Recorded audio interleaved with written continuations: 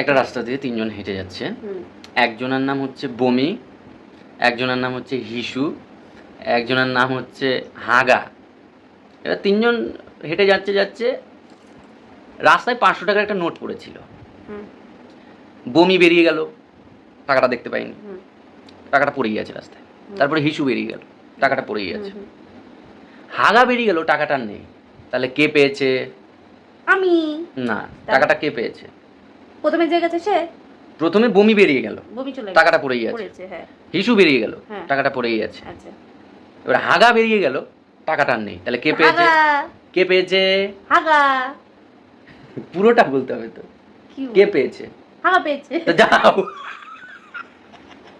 আগা পেয়েছে তো বই জানিস ওকে, যাও। এতক্ষণ আগা সাইডে থাকো কিভাবে তোমরা কি জানি, আমি তো পারি না। আগা পেয়েছে বসেই আছো এখনো, ছি। চল চল চল চল স্টুপিড আগা